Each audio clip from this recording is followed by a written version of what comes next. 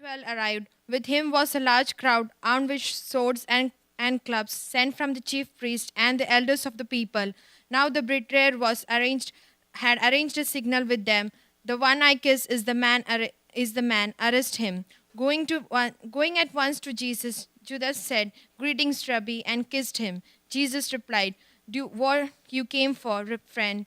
Then the man stepped forward, seized Jesus, and arrested him. With that, one of Jesus' companions reached for his sword, drew it out, and struck the servant of the high priest, cutting off his ear. "Put your sword back in its place," Jesus said to him, "for all who draw the sword will die by the sword.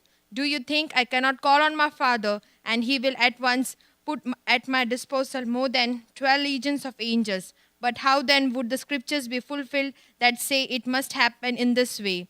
In that hour, Jesus said to the crowd, "Am I leading a rebellion that you have come out with swords and clubs to capture me? Every day I sat in the temple courts teaching, and you did not arrest me.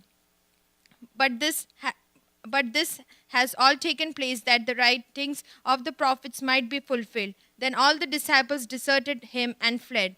Those who had arrested Jesus took him to Caiaphas, the high priest, where the teachers of the law and the elders had assembled.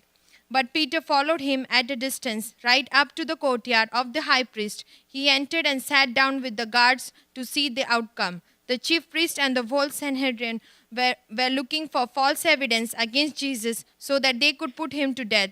But they did not find any, though many false witnesses came forward.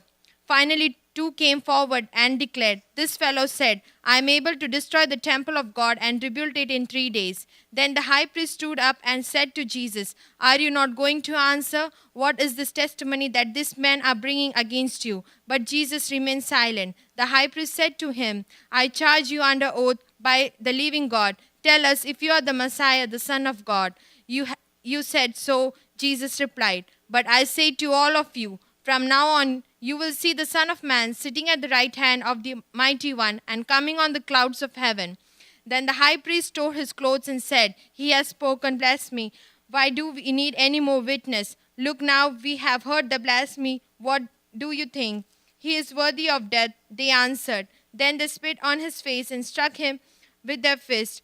Others slapped him and said, "Prophesy to us, Messiah, who hit you?"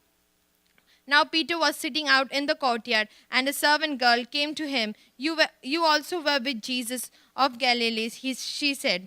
But he denied it before them all. "I don't know what you're talking about," he said. Then he went out to the gateway, where other servant girl saw him and said to the people there, "This fellow was with Jesus of Nazareth." He denied it again with an oath, "I don't know the man." After a little while, those standing there went up to Peter and said, "Surely you are one of them. Your accent gives you away." Then he began to call down curses, and he swore to them, "I don't know the man." Immediately a rooster crowed.